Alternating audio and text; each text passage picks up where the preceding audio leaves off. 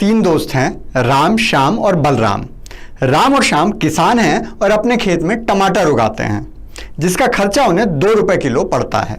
बलराम का ढाबा है और वो राम से 4 रुपए किलो में टमाटर खरीदता है। 2 रुपए राम को बचत हो जाती है। लेकिन श्याम बलराम को सीधा नहीं बेच सकता। नियम के अनुसार वो सब्जी वाले अब्दुल को ही बेच सकता है। अब्दुल उससे 3 रुपए किलो के भाव टमाटर खरीदता है और बलराम को 6 रुपए में बेचता है।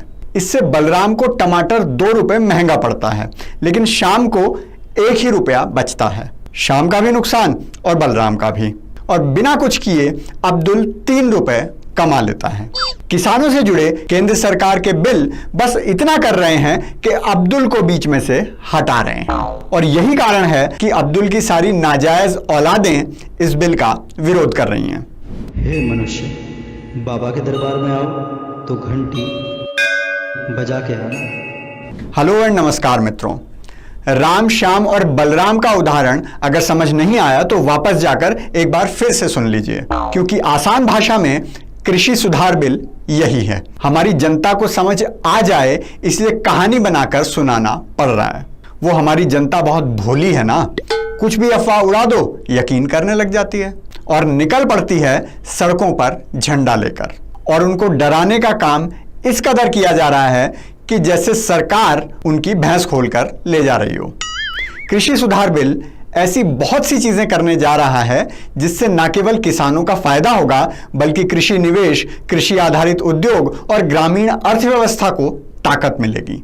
आइए समझते हैं ये बिल आखिर करने क्या जा रहा है। सबसे बड़ा काम जो ये बिल करने जा रहा है वो है किसान और ग्राहक के बीच में से मंडी के बिचौलियों को हटाने का। बाजार की भाषा में जिसे आड़ती कहते हैं। अभी किसान मजबूर था कि उसे अनाज या कोई भी पैदावार बेचनी है तो वो केवल मंडी में ही जाकर बेचेगा।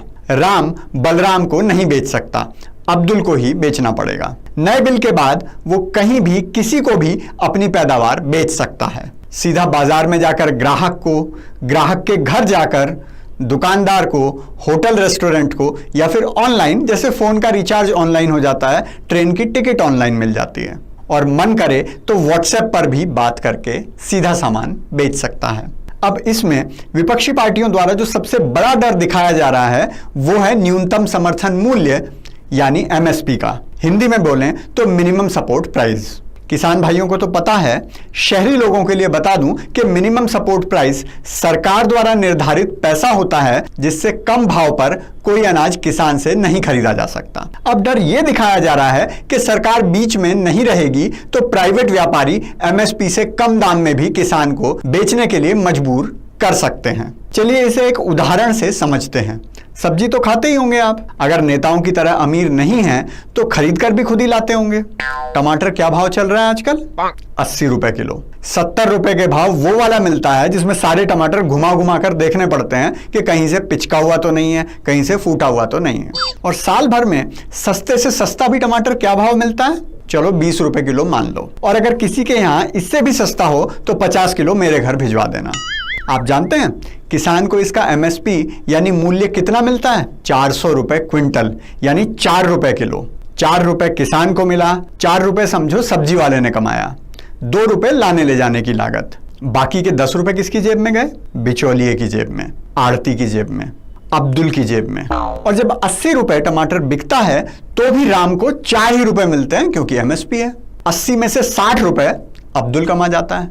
राम को अगर आजादी हो कि वो बलराम को 40 के भाव टमाटर बेच सकता है तो राम को 36 रुपए ज्यादा मिल जाएंगे, तो राम 36 रुपए ज्यादा कमा सकता है और बलराम को भी 40 रुपए की बचत हो जाएगी। लेकिन अब्दुल को यह पसंद नहीं, इसलिए वो विरोध कर रहा है और झूठ बोल बोल कर रहा है। सबसे एक मजे की बात तो यह है कि यह झूठ भी फैलाया जा रहा है कि एमएसपी को खत्म कर दिया जाएगा, जो कि बिल्कुल गलत है। एमएसपी रहेगी और सरकार ही उसे निर्धारित भी करेगी और सरकार फसल भी खरीदेगी। उस पर चमचे कह रहे हैं कि व्यापारी सरकार से अपनी मनमर्जी का एमएसपी रखवा सकते हैं। अबे चंपुओं, वो तो अब भी करवा रहे हैं। अब कोई बिचौलियों को रोक रहा है क्या? जाकर देखो कितनी बड़ी बड़ी कोठियां बना रखी हैं उन्होंने किसानों के खून पसीने के पैसे से। इतना पैसा तो व्यापारियों के पास भी नहीं मिलता। साथ ही और भी बहुत सी काम की चीजें इस विधेयक में आने वाली हैं। आवश्यक वस्तु अधिनियम, हिंदी में बोलें तो असेंशियल कमोडिटी, में भी बदलाव किया गया है। अनाज, दालें, खाने का तेल, आलू, प्याज, ये सब अब आवश्यक वस्तुओं की श्रेणी में नहीं रहेंगी, तो कोई चाहे तो इन्हें स्टोर भी कर सकता है। दूसरा बिल जो है मूल्य आश्वासन और कृषि सेवा समझौता, उसमें यह है कि कोई किसान किसी खरीदार से पहले ही समझौता कर लेगा, कॉन्ट्रैक्ट कर लेगा, जैसे कि वो अगले साल इतनी सरसों उगाएगा, उसका भाव इतना होगा, इतना प्याज बेचेगा, उसका भाव ये होगा, चाहे बाजार में प्याज 5 रुपए किलो बिके या 70 रुपए किलो। इससे वो डर खत्म हो जाएगा कि कल अगर प्याज का भाव 5 रुपए किलो हो गया तो मेरी लागत कैसे निकलेगी। मैं इस बात पर नहीं जा रहा कि कौन सी पार्टी क्या कह रही है, क्योंकि यह विषय राजनीति से बहुत ऊपर है।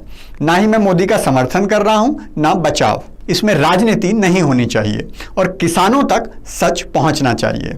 लेकिन हां, इस समय में किसानों में जहर कौन कौन घोल रहा है, उन सब के नाम याद रखना बहुत जरूरी है। चाहे वो कांग्रेस पार्टी हो, अकाली दल हो, केजरीवाल हो या भारतीय किसान यूनियन ही क्यों ना हो। यह सोचने की भूल मत करना कि सड़क पर किसान निकला हुआ है, रेल किसान रोक रहा है। वो तो अपने खेत में फावड़ा चला रहा है और इसी फावड़े से वो मोदी जी के साथ मिलकर बिचौलियों को मंडी से बाहर निकाल देगा। बाबा का आज का ब्रह्म ज्ञान है किसान यूनियन वालों के नाम। देश का किसान ना तो भिखारी है और ना बेवकूफ। आज तक किसी सरकार में इतनी हिम्मत नहीं हुई कि बिचौलियों को हटा सके, नहीं तो उसे इतना विश्वास है कि जो फसल वो उगाता है उसे बेच भी सकता है और उसे सरकार से फ्री का पैसा भी नहीं चाहिए। वो अपनी किस्मत हर परिस्थिति में लिखना जानता है। ये देख लो।